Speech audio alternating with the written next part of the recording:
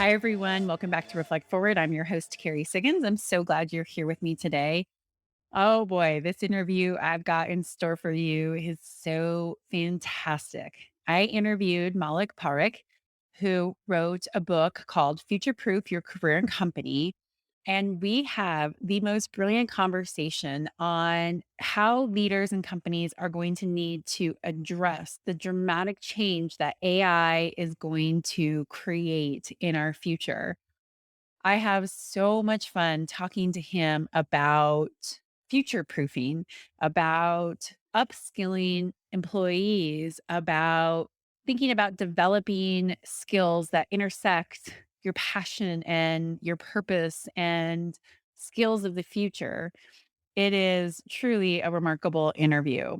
To give you a little bit of background, Malik is an award winning CEO of global companies such as Inspiro and SPi Global. Under his leadership, these companies have won over 100 awards, including Best Company of the Year, Best Employer of the Year, and Best Leadership Team of the Year. He was recognized as the ICT CEO of the Year. And you are going to see why during this interview. So hang tight, and I'll be right back with Malik.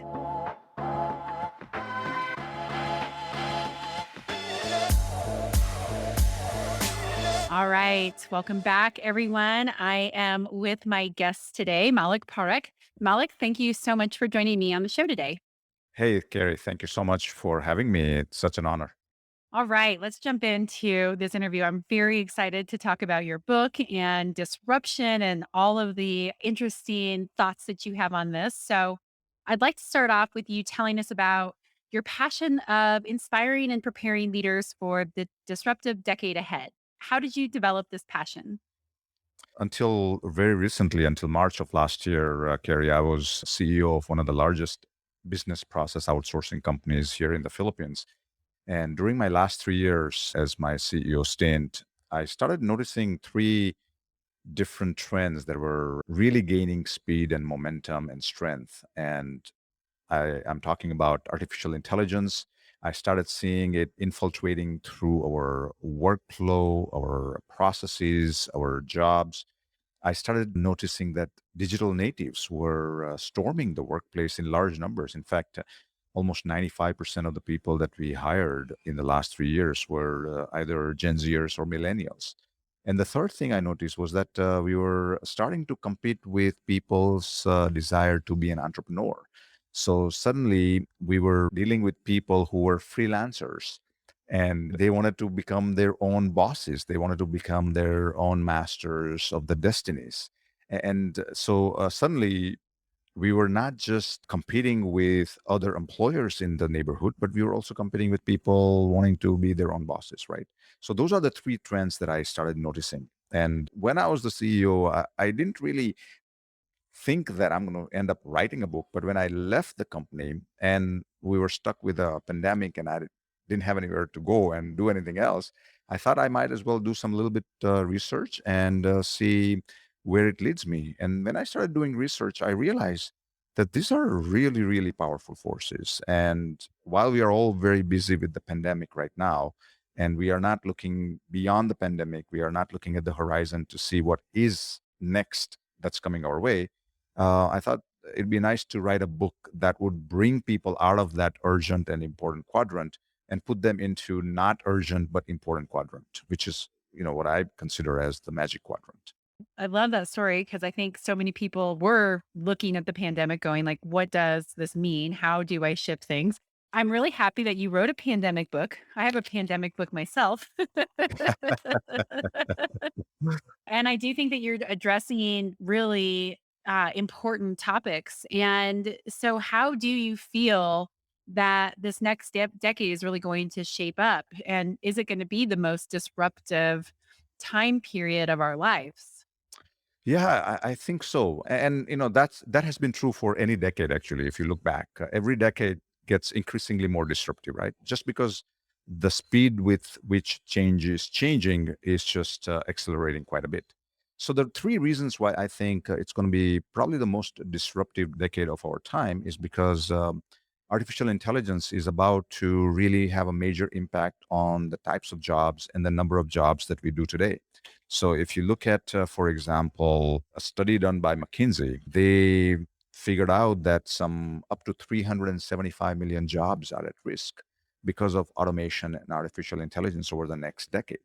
If you look at the statistics around digital natives, today, we thought that millennials were the largest generation of our time, but they have been taken over by Gen Zers. There are 2.47 billion Gen Zers in the world, very closely followed by millennials, who are 2.4 billion.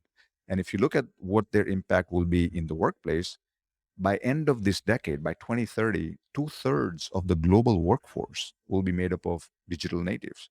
And so the people we have been ignoring or frowning upon, or just not paying any attention to, because they are the hippies, the headphone wearing, soya latte drinking people in their own world, they would be in a position of power and influence by end of this decade, right? So we need to start paying attention to them. And the freelancing is a powerful force, because almost 51% of the freelancers, when they were asked how much money would it take for them to go back to traditional employment, they said no amount of money would entice them back to traditional employment. So it's another powerful force that's going to change who gets the job done, how they get it done, when they get it done, where they get it done. So, what do you think this is going to do to inequality, right? It seems like the countries who can really harness the power of AI and potentially create those new jobs or bring jobs that were traditionally overseas back in country. What's going to happen to the inequality problem that we already have? Is it going to get dramatically worse, do you think? Yeah, and I think I write an entire chapter about the need for reskilling and upskilling our Yeah. employees. And if you look at the history, as a society, as a world, we have done that. We have taken time to move people from agricultural based society to manufacturing, and then we transferred people from manufacturing to service oriented jobs.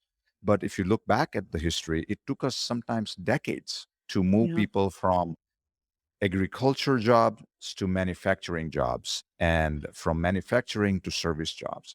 The only challenge we have is that, yes, we'll be able to do the same thing again, where we'll be able to upskill and reskill our workforce, so they can work with AI, they can partner with AI, they can complement with AI. But we don't have the luxury of few decades. That the change is so rapid that unless Mhm. we take this issue with urgency, the sense of urgency it deserves, we may have a situation where we'll have a bunch of people who suddenly find themselves without a job, and they don't have anything else to do. And Right. I give a couple of examples in the book. Amazon, for example, just recently announced, like I think 2 3 years ago, that they're going to spend almost $1 billion reskilling and upskilling employees who are impacted by AI and automation. In fact, over 100,000 people who are working in their warehouses would lose jobs, just because almost everything in their warehouses is done by automation and an AI. So what they are doing is they're taking these people and introducing them to the jobs that Amazon knows it will need. The people Mhm. with data science skills, people with technical skills, people with coding skills.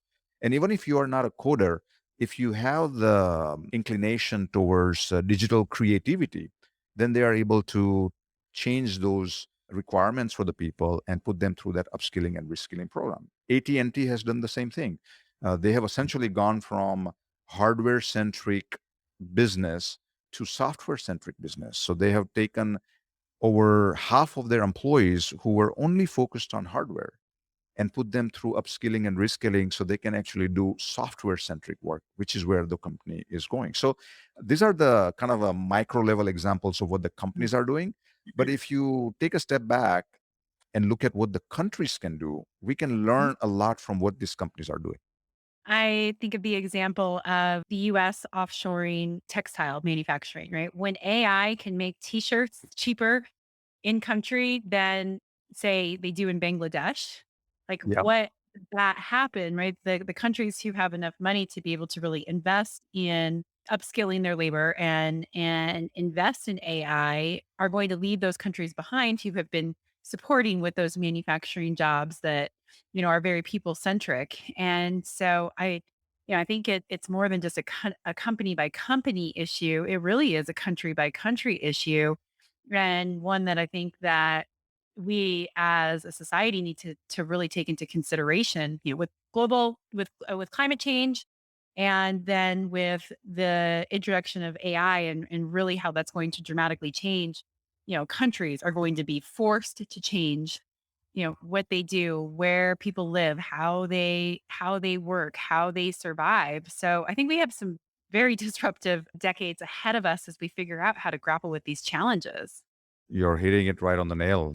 I live in the Philippines. I've been here in the country for 14 years now, and I see some major impact because of these trends to how the country operates here. So there are some 1.3 million people, just to give you an idea, working in the business process outsourcing, the offshoring industry. A lot of these jobs are getting impacted now because of AI. Because Mhm, a lot of the companies who have their operations in the Philippines are US or European based companies or Australian companies. They already have AI in their system, and it's already starting to change the types of tasks these people are doing. And in some cases, companies are realizing they don't need as many people. So as a country, I think we'll have to figure out, what does that mean at a macro level? mhm. How do we reskill and upskill these employees so they don't lose their jobs, right? The second thing that's happening that is quite interesting in the Philippines is that I'm sure you have come across Filipinos who work in the U.S., whether Yeah. in hospitality industry, whether they are nurses or doctors. They're everywhere, right? Just like the Indians, you can't run away from them. Because of freelancing, it's completely changing the way Filipinos now support their families living in the Philippines. In the past, they would have to actually pack their bags and look for a job in countries like US, Australia, UK, etc. Now they can live in the Philippines, work as a freelancer, and support a client that's working or is headquartered in the US, UK, Mhm. Australia, or other parts of the world, and make a decent living, make market driven wages versus what they would make just living in the Philippines working for a Filipino company. So that is also changing the dynamic in the country here, as to how Mm. many people are required to go out of the country to support their families and their siblings and their grandparents in many cases. Yeah. That's fascinating. And what's going to speed up the adoption of AI and technology here in the US is certainly the fact that we have this massive labor shortage for, a variety of reasons, our immigration policies, people wanting to work for themselves, gig economy, people starting new businesses, people being forced out of the workforce because they have to be caregivers, right? It's a very complex issue that we face, but if we can't hire workers, we are going to have to figure out how to automate things and use AI to be able to, continue to run our businesses and eventually grow and thrive again. And so it's just really this interesting aspect that we're looking at here is, okay, what traditionally, well, maybe I would say AI and technology would come later on down the road. I'm certainly thinking about it from a different perspective now of like, what happens if we don't have people to do these jobs? And so it's going to be almost a self-fulfilling prophecy of needing to upskill the workers that you have, but also needing to be able to produce things that workers used to who now don't want to do those jobs. No, absolutely. I think it's something that I see across the world. Yeah. Everybody's feeling that. The silver lining, though, if there is any, is that because of technology and because of the emergence of freelancing, we are not constrained by people living in our neighborhood to work as Yeah. employees, right? Now you can cast a wider net around the world. And I think companies who will figure out a way to combine these freelancers as part of their overall HR strategy are going to be the ones who will continue to thrive, because the old model of, oh, well, the only way the company would work is to go out and hire full-time employees who are dedicated to what you're doing. They are living in a 50-mile radius around your offices, and that's pretty much it. That's gone. Yep. So you have to kind of also look beyond that and say, you know what? If I'm looking for a software engineer, do I need to have somebody who is working in Silicon Valley? Can I hire somebody from Russia? Can I hire somebody from India? Can I hire somebody from the Philippines? Same thing. A lot of the healthcare related products are now being offshored because of technology. You don't need people living in your neighborhood. A lot of the medical treatments and support is provided by over the phone. Do you Yeah. need to have your nurse in your hospital? Could you connect the patient with a nurse who is equally equipped to help you with your basic queries? Obviously, if something is terribly wrong and something that requires, the attention of a medical professional, a doctor, then you obviously go and look for that person in your neighborhood. Yeah. Yeah. No, I completely agree with you.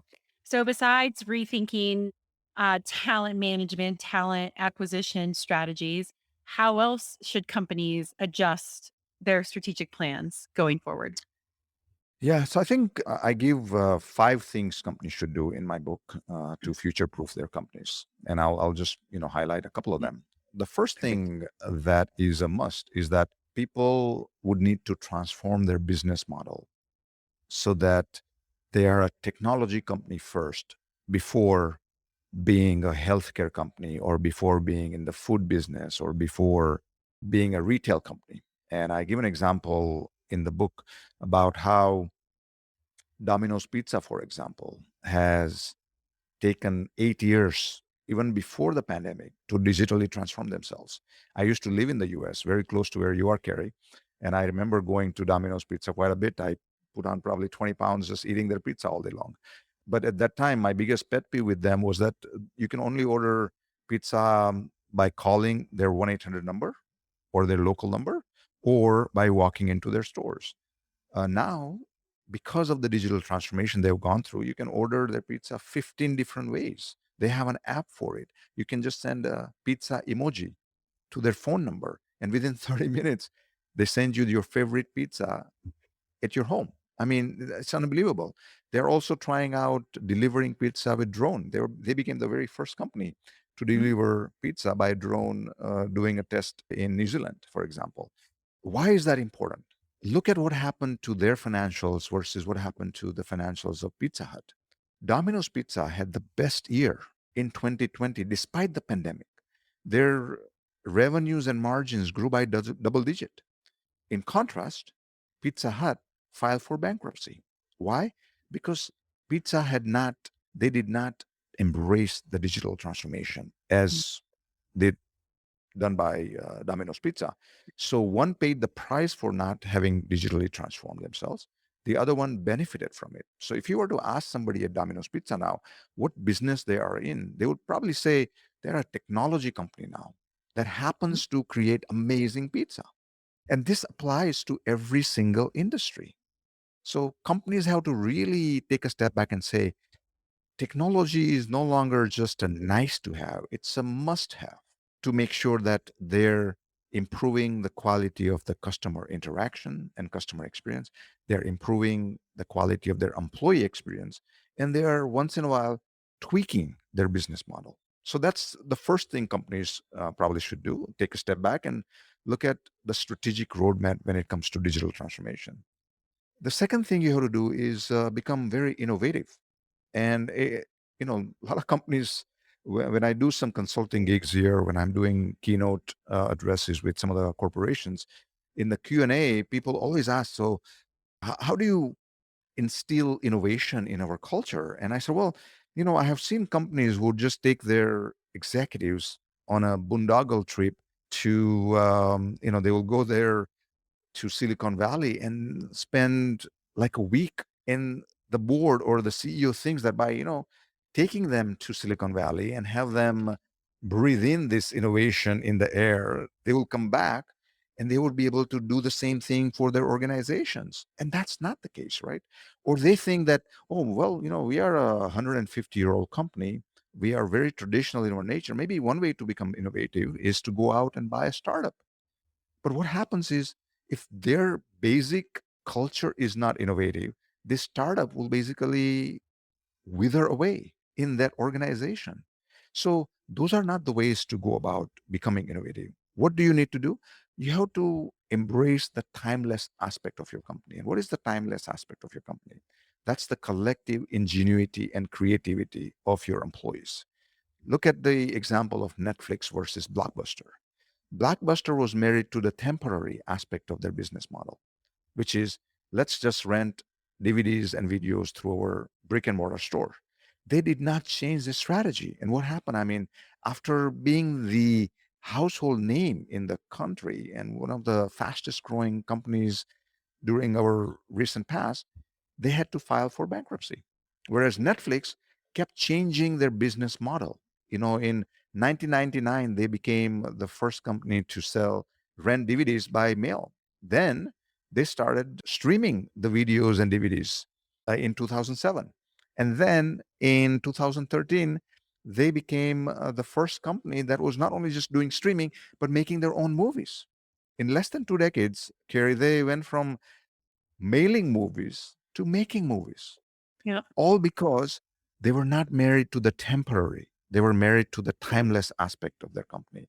And what does that mean? It means they went out and looked for the best people they can find and created a culture where these people can embrace their creativity. These people can manifest their creativity. These people can actually come and shake things up within the organization. Yeah, I think those are two excellent examples. And my company, we're going through a very similar thing, tool manufacturing company becoming a technology company.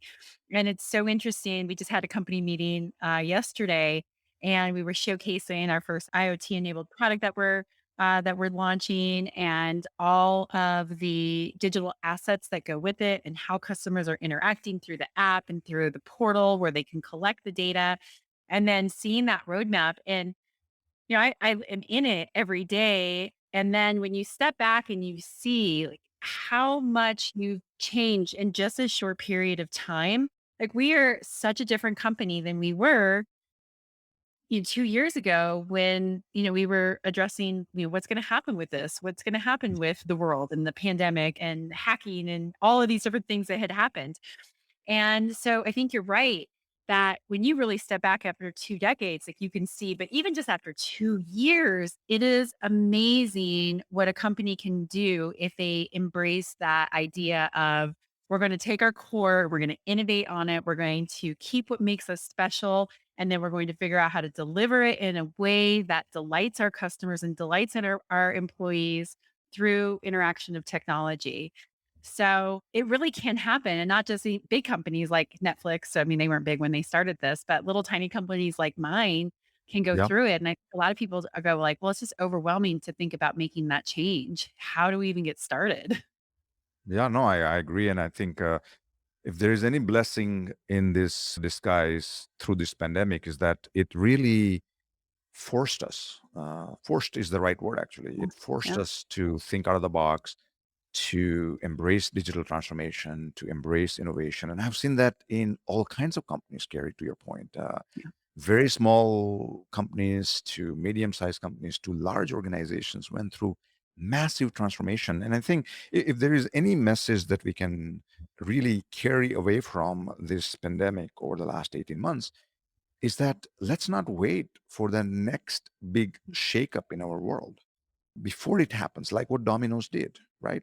They started their digital transformation journey in some 2012, some 8 years before the pandemic hit us. Yeah. So they were not even thinking that, okay, well, let's prepare for the pandemic. They were just like, how can we become better? How can we become more customer friendly? How can we become more employee friendly? How can we have a business model that will continue to thrive over the next 20 years? And so those are the three questions I think we all need to ask, Yeah. despite whether we are dealing with a pandemic or not. Yeah, I really like that.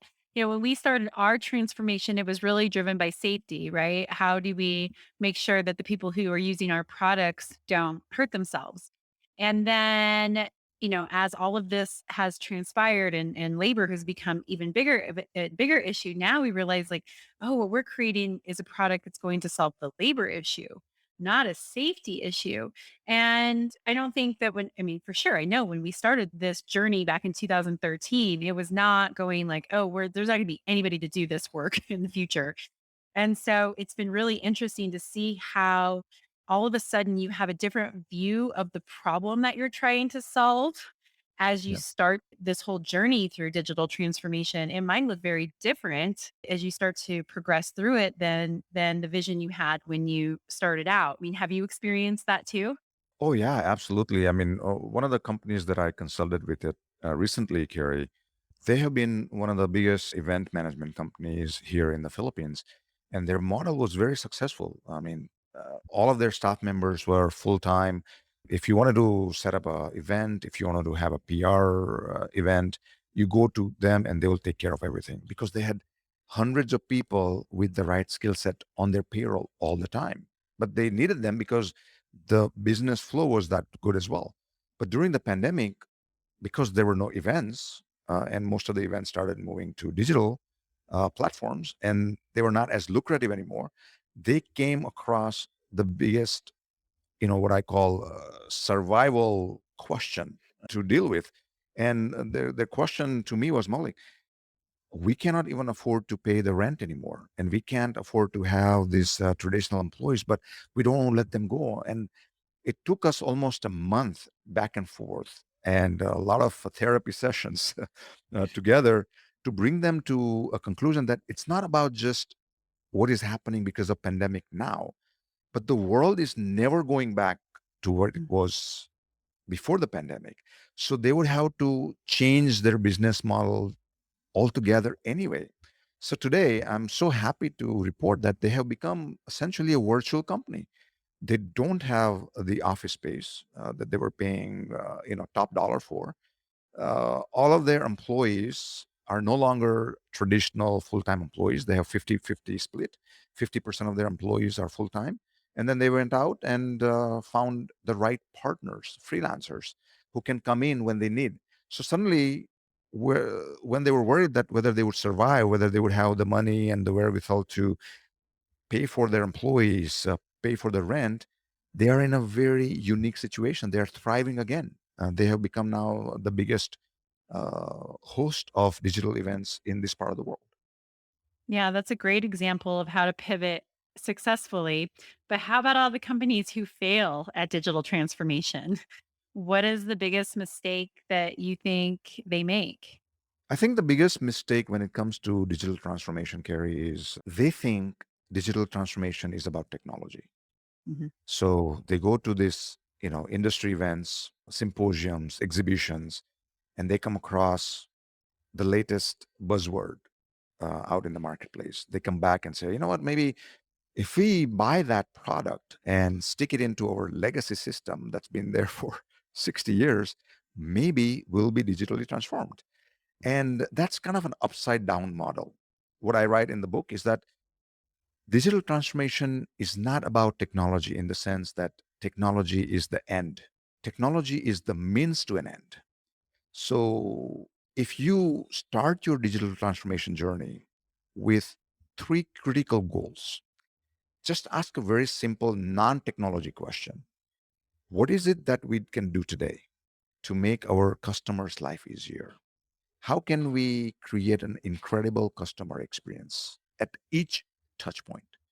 That will start giving you answers as to what else you need to do. And if those things that you need to do require technology, then you go out and buy the right technology that fits the bill. There are things that you can do that doesn't require any technology. And then those things, you go and do it irrespective of it. If that simply means you just change the way your call center agents are scripting, changing a script doesn't require any technology. It's just a creative process. The second thing you have to ask yourself is, how can I make my employees more productive?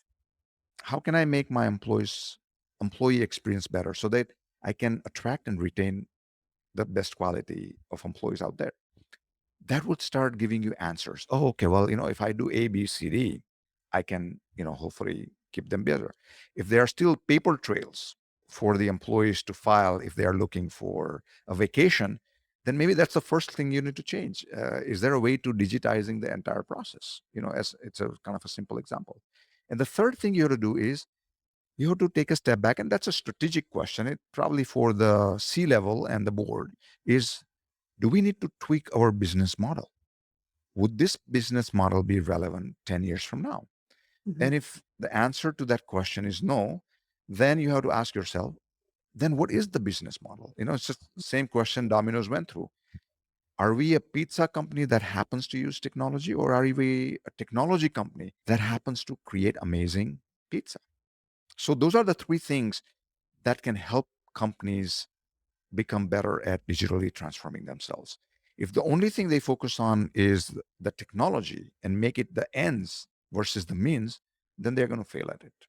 I love that. When I am like filling out various things and they ask me like what type of company Stone Age is, I never want to pick manufacturing. I wish they had a solutions as a service option. I think the Yeah, way that we like box everybody in into these industries, like you think, okay, well, am I a hard good manufacturing company? No, I'm a solutions as a service company. And that's where I want to go. My customers are going to dramatically change over the next 10 years. It's going to look so different, and I'm not going to just sell a product, a widget to a customer. I'm going to have to really have a full-blown solution, including, advisory services. And so that just made me smile because I was just frustrated the other day. I was like, I really wish they had solutions as a service, because that that's where we're going with all of this stuff. yeah, It's not going to be these traditional industries that we have labeled companies for the last 50 years. absolutely. And I think you are ahead of the curve.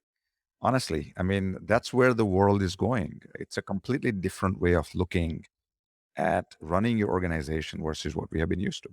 Yeah. Yeah, I agree.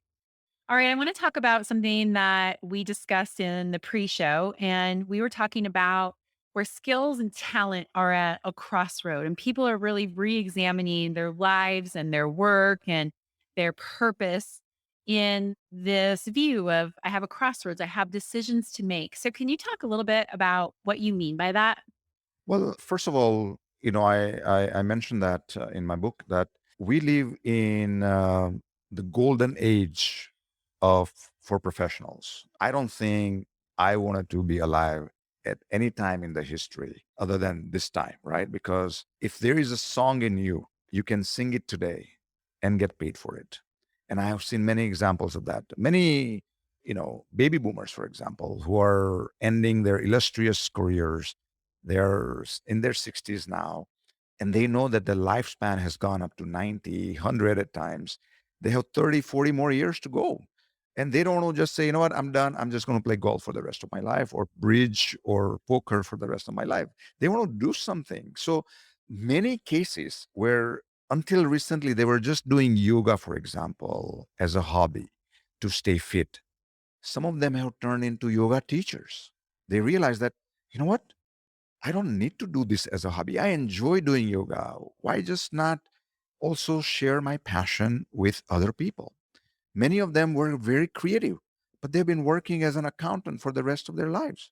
They're like, you know what? Now is a good time for me to put that creativity to work. And many of them have put their profiles up on Upwork or on freelancer.com, and they're getting some gigs out of it, right?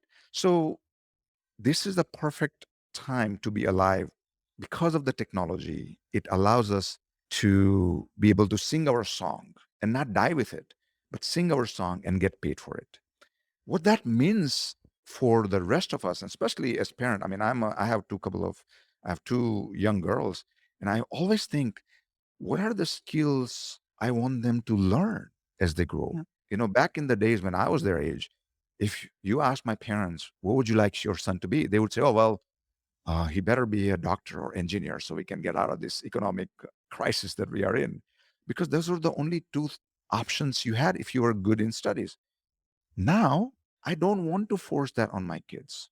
I want them to experience as many different avenues as possible, put every part of their brain to work. I don't want them just become analytical. I don't want them to just become creative. I would rather they put both sides of their brain on fire and make something happen. Why? Because if you're just analytical or if you're just creative, artificial intelligence most likely is going to replace you, because artificial intelligence is really good at doing one thing really well. So if you're the best paralegal, for example, today, chances are in 10 years, you will be out of job, because a lot of what you do today can be done by AI. If you're a really good radiologist, chances are most of what you do would be replaced by AI. But imagine you are a radiologist, but you also have a creative brain and you are able to create something unique that doesn't exist today. Then AI cannot replace you. I actually said that the best way to live our lives today is to be like Leonardo da Vinci. Because if you look at his life, he was not just a painter. We all remember him because of very famous painting. But he was not just a painter, he was a sculptor. He was a student of math. He was a student of archaeology. He was a student of architecture. And because of his wide variety of interest, he was able to create so much value for us. So, what would I want my daughters to be in 20 years from now? I want them to be like Leonardo da Vinci. I don't want them to be a one trick pony. I want them to be a pony with many tricks that AI would have a hard time replacing. I went to engineering school because engineers made a good money out of college. I was good at math. Guilty as charged. And Yeah, me too. right? Yeah. What kind of engineer? What kind? I did instrumentation and control, very similar to Yeah. electronics. Oh, Yeah. Yeah. yeah, mechanical. But I'm a writer at heart. And my dad told me, you're not smart enough to graduate from engineering school, which was like, that sealed the deal. I was going to engineering school. And and I lost for a long time that love of writing. And then I decided I want to write a book someday. So I'm going to start practicing, start a blog. And then the pandemic, I think, really shone that light on it. Like I can be a CEO of this solutions as a service company, this technology company, and at the same time, I can be a leadership thought leader, and I can write and I can speak and I can start a podcast and I can do all of these things. And it doesn't have to be one or the other, right? Like I thought back then, I can't be a writer because I'm not going to make any money. So I'm going to go to engineering school and I have to be an engineer. And so that so resonates with me because I think that's why people are starting the side hustles or figuring out like, how do I bring more purpose and creativity into my work? It doesn't have to be an either or, right? Being able to do these things and analytical things, strategic thinking, tactical execution, but also still have a creative side. That's just creating unbelievable value in the world and inspiring in the world. So that completely resonates with me. But I just didn't see how doing both was possible before 2 years ago. No, I agree. Steve Jobs said once when he introduced iPad 2 to the world, he said that the reason why Apple makes products that make your heart sing is because we operate at the intersection of humanities and technology. Think about it. Yeah. So beautiful, right? So the world is in need of people finding those intersections Yeah. because we all can be on the road that is technology, or we can all be on the road of humanities. But only human beings have the ability to look at our background like you did and say, you know what, how can I combine all of my skill sets Yeah. and create something that meets at that intersection of all of those skills, all of those talents, all of those inclinations, right? So one thing that we all have to do is just look at our lives and say, what am I really good at? Yeah. What are some of my strengths? And where do those strengths meet? Is there something unique that I can create at that intersection of those strengths?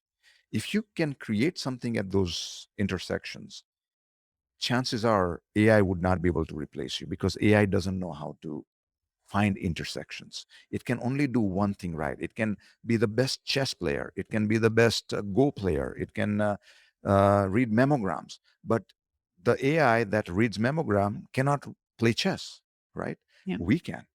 And that's the Yeah. beauty of being human beings. Yeah. Yeah. And I think you're so right as we're thinking about the future generations and inspiring them to find those intersections. I think it's really important that we help encourage a love for learning, right? Because we don't know what those jobs of the future are going to be. We as adults, as business leaders, don't know. And how could children possibly say, I want to be this when I grow up now? So I Yeah. think it's going to be so important to be able to learn how to learn effectively, to be able to develop those different skills in those, needed intersections of the future because it's going to change so fast. I mean, humans are going to have to be far more adaptable than we are as a whole Yeah. to, I think, to be able to continue to thrive. So that's why I look at my son. Like, how do I teach him how to love to learn? How do I teach him to not lock himself into a box of I am this, so I have to do this? Because that's what's going to perpetuate this problem that we have of, potential joblessness in the future. No, I agree. I mean, I'm thinking of launching a YouTube for my passion, which is wildlife videography. And I Yeah, was just doing research on YouTubers, and I realized that the richest YouTubers, the people who make the biggest amount of money from YouTube, are in their teens. And exactly. the way they make so much money, Carrie, is they play video games while millions of people from around the world watch them play video games. And I'm telling you that when those kids who are making millions now playing video games and making millions on YouTube were growing up, their parents were so upset with them because parents had a vision to make them doctors or engineers. And these people didn't want to do that. But they stayed with it. And now, see, if you ask them like 25 years ago, what would you like to do with your life? YouTube didn't even exist then. What Yeah. would they say? Well, I want to be the richest YouTuber? No. So same thing with my daughters. I cannot tell them, hey, I cannot even tell them become a TikTok star because guess what? 20 years from now, TikTok would be the past. It would Yeah. be a passe, right? It would be something new. So I would rather, to your point, create an environment where their brain is just on fire. They're learning new Yeah. things. They're adapting to new ways of doing things. Because if you can teach that, if you instill that in them, no matter what is happening to the world around them, they would find relevancy. And that's the important part. I'm really glad you said that because my son is one of the millions of people who turns into watching people play video games, and it drives me insane. I'm like, how can you even watch this? And so I'm going to refrain from putting judgment on him for the insanity of watching other people play video games on YouTube, and assume he's going to be inspired for whatever is coming down the road in the future. No, that's true. That's true. All right. So let's talk about leadership for a few minutes. So, Sure. this podcast is all on leadership, and we've talked a lot about what the future brings. What do you think are the traits of successful leaders in the future, and how will that translate into successful companies in the future? Sure. So again, I talk about 5 ways or the 5 traits of a future proof leader in the book. And I want to just, highlight a couple of them. I think the first Mhm. one that comes to mind is that we all have to be a futurist. That means in our LinkedIn, we should go and add one more title to ourselves. All of us, whether we are an accountant, a dentist, a doctor, a janitor, no matter what you are, we should all become a futurist. And what that means is that we need to start paying attention to trends that gives us glimpse into where the world is going. And a lot of the times, because we are bombarded by so much information and we are scrolling up and down, left and right, we miss so many of these trends. We notice them, but we don't think about them. We don't realize this trend can potentially gain momentum and can have that impact. So, when I see my daughters having a hard time even finishing a 15-second TikTok video and they swipe up or down because they want to go to the next one, it tells me when they go to school and when they go to university one day, would they have the patience for a 4-year-old degree? Or would they go for this very customized, pointed approach to learning new things? And it kind of gives you a glimpse into where the world is going. When you look at people or even yourself learning new skills on YouTube, I'm doing that every single day. That gives me a glimpse as to where the world of education is going, right? When you see the trend of people working from home and companies surviving and thriving despite that, you see that maybe the world would not go back to 100% going back to the office. And what that means is people may have the luxury of living wherever they want to live. They don't need to live in very congested, expensive cities. They can actually go to suburbs or smaller towns. What does that mean to the real estate market? w- how would that change the real estate market for residences? How would that change the real estate market to the office space? Uh, Mhm. and how would that change the political dynamic? For example, in the US, typically big cities are liberal in nature, and smaller towns, rural America is, conservative in nature. But what if people from bigger cities start moving to smaller towns? Would that change the dynamic of how the politics is being played in this city? So when you start thinking about these changes happening in our world, you take a step back, you study them, you synthesize them, and then you extrapolate over the next 5 to 10 years and see how would those trends change your life in particular, your personal life, but also your professional life. What types of jobs or the tasks that you're doing today in your job may not be there 10 years from now. I give an example in the book that said, imagine you are living in the New York City and it's 1890 and you are a horse cart driver because that was the primary mode of transportation back then. And imagine you spend all your time, effort, and money in becoming the very best horse car driver that you want to be. That was the worst investment you can make in your life because in 20 years, city didn't need any horse car driver. So the question we have to ask ourselves is, am I trying to be the very best at something that's going to go extinct? Or am I trying to become very good at something that has a potential of developing over the next 10 to 20 years? Are you trying to become the very best horse car driver, or are you paying attention to your world and learning to drive a car? That's a question that we all have to ask ourselves, right? So one of the key skills for leaders who will be successful in the future are the ones who are futurist by their very nature. They're curious about where the world is going. So that's number one. The second thing we have to instill in our leaders is that people are still not going anywhere from the workplace. So you'll have to be an alchemist.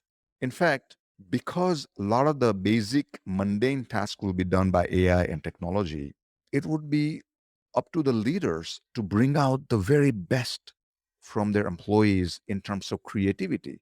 It's no longer going to work and telling people, okay, these are the 10 things you need to follow and do it to the T, and then you go home. Now you have to deal with people who come, you give them a blank canvas and say, create something on the blank canvas. That's a different skill set than what we have been Mhm. using in the past. In the past, we just say, okay, well, I'm going to go to work today and I'm going to tell my employees to follow the processes, follow the rules, stay within these boundaries, and that's pretty much it. Now we go to work and we have to start asking people, there are no boundaries, there are no rules, there are no processes. Let's create something new because that's what the world would need from us. So, being an alchemist in the sense of turning something that is mundane today into gold for the future. I love that. It so resonates with me, and it is going to so scare so many people, right? Blank Mhm. canvas, create. Oh my gosh, that sounds wonderful. But I mean, people are going to have to dramatically change the way they think about work to be able to do that because we are so used to just being told what to do. We know what expectations are. And I think it's going to be a tough transformation for a lot of people to make. No, I agree. If you are somebody who likes to be told what to do, you are Yeah. definitely going to have a struggle keeping your job Yeah. because AI loves to be told what to do, and it then learns to do it better than human beings. You know, AI loves to be told, okay, look at this mammogram and find whether the tumor is malignant or benign. And it Yeah. learns from our own experiences and becomes Yeah. better than us. So I think the future belongs to those mavericks, the rule breakers who are going to constantly question you as a leader and say, this doesn't make sense. So instead of getting annoyed by these people, surround yourself with them because they are the ones who are going to make sure that your company, your organization, your team will remain relevant for years to come. Yeah, I literally just posted about this very topic on LinkedIn today. Anytime you hear yourself saying, like, why don't you just do what I tell you to do? Or, why are you questioning me? Don't you trust me? Like, that's your biggest clue that you are going to be so stuck because it's not creating space for dissenting opinions and constructive conflict and new ideas. And so leaders are going to have to put their ego aside and say, what do you think? How do we do this better? And then not say anything so that people can find their creative voice from within. And that's been stifled in so many ways. No, I agree. And then, one thing that I've noticed, Gary, every time I talk about it, one of the questions I get asked is like, Maulik, but that sounds all great, but it's like blue sky. How do I make that happen? It's so idealistic. And I said, no, it's not idealistic. There are companies like Spotify, Google, Amazon who have figured out a way to make this culture work. In Spotify, in fact, they don't have the traditional hierarchy. They work in a self-organizing, self-actualized team of 8 to 10 people, and those 8 to 10 people keep changing based on the project they're working on. And within the team, there is no hierarchy. Everybody has a role to play, and they figure out who will take a lead on kind of getting everybody together, and that's pretty much it. And then that keeps changing also. So the whole the traditional way, okay, well, I have to have a title for me to lead, is gone. How do you lead without a title? Mhm. Is going to be a very powerful tool, a skill that you can cultivate. And there is no wonder that the likes of Google and Spotify and Amazon are receiving thousands of resumes a day. Yep. Why? Because everybody wants to work for those companies. And I tell people that, you know, if you're working for a boss that doesn't like your ideas, that says, well, we have done it and it didn't work, look for another job as soon as possible, Mhm. because there are better companies out there who can give you a platform, a framework to bring out your creativity. And that's what you need to do. Don't waste your time anymore. Now is not a good time. If you were living 30 years ago, yeah, probably you didn't have a choice because, there were only limited choices. Now, the entire world is your choice. So look for the best people, best leaders that you can work for. And the same Yeah. thing applies to the leaders also. Look for people who are going to really push your limits. They're going to Yep. come and poke you a little bit every single day, Yep. and learn to deal with it. I was actually just at an event. The title was called Rehumanizing Work. And I was asked for a quote for our local newspaper on it, and how are you rehumanizing work? And I said, we've been rehumanizing work for decades. We're an employee owned company.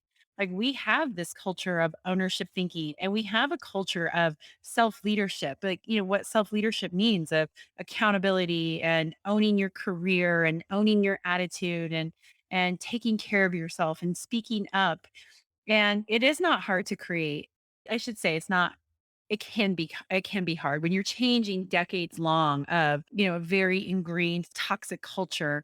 It takes a while to transform that, but it is absolutely doable. And you don't have to be a big, huge tech company. You can be a little, tool manufacturing in rural Colorado going, hey, we are creating this really engaging place to work where you get to solve problems and you get to work autonomously. You get to be part of the decision making process. You get to share in the success of the company through ownership and start to just pick off one thing at a time to say, we're going to transform our culture that really does inspire people to want to show up and do their very best every day. You just have to start at one place and then get good Yes. at that and then pick off the next one and then get good at that. But it is possible. Not always easy, Oh, but it is absolutely. possible. Yeah. Yeah. Well, inspiring. All right, I have one final question for you. So I have Yes. my signature question, which is about Reflect Forward, the name of this podcast. So Reflect Forward has lots of meanings, and I'm curious, in the context of future proofing your company, future proofing your career, what does Reflect Forward mean to you? Well, it simply means something that we talked about earlier. It simply means being a lifelong learner. It simply means not living within the boundaries. It means creating that boundaryless mindset for yourself, because that's what we need to be prepared for, going forward. If somebody were to ask me, Malik, how do I make sure that I am future proof, both personally and professionally?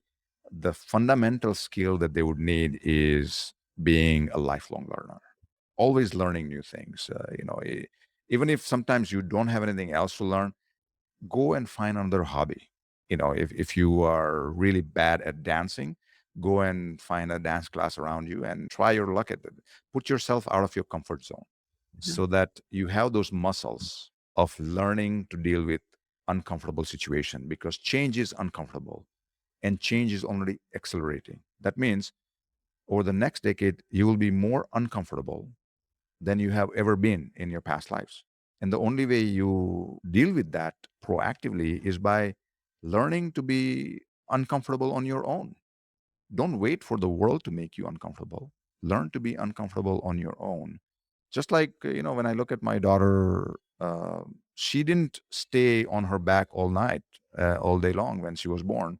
She kept pushing her limit. She Mhm. learned how to stay on her back, to turning over, then crawling, then sitting up, then standing, and now I can keep up with her. She's jumping around, and I'm always wondering what is she going to do next. Imagine if, as human beings, we did not push our limits when we were babies. We'll be still on our backs, looking at the ceiling. So when we know as babies that the best way to thrive and survive is by pushing our limits and being at the edge of our comfort zone, why do we stop doing that as adults? So that's a skill that we need to relearn. How do you become comfortable being uncomfortable? That's such a beautiful answer. Thank you so much for sharing that. All right. How can people find you and tell us a little bit about your book and what you're doing with it? Yeah, well, the book is available on Amazon, so they can search by name, Maulik Parekh, or the title of the book, Futureproof Your Career and Company. And if they would like to connect with me, the best way to do that is just go to my website, maulikparekh.com, and all my social media handles are there. I do have my own podcast, Gary, and I just finished my first season. So if people are interested in these topics that you are obviously propagating there, they can definitely check out what I'm up to in those aspects as well. And what's the name of your podcast? It's surprise future proof leader. How fitting. How fitting. All right. And That's I'll right. include all of that in the show notes as well. So people will be able to click and easily find you. This was a brilliant conversation. I enjoyed myself so much. I hope you did too. Thank you so much for coming on the show, Malik. Thank you very much, Gary. I didn't even feel like I was on a podcast. I felt like I was talking to someone who is feeling the same about where the world is going and having a coffee. So this was a great conversation. You're an amazing host because you didn't make me feel like I was on a podcast. Great job. Wonderful, wonderful. That's why it's called Conversations on Leadership. It's just meant to be a conversation. It's great. Thank you. All right. Well, thank you, everybody. Hold tight and I'll be right back.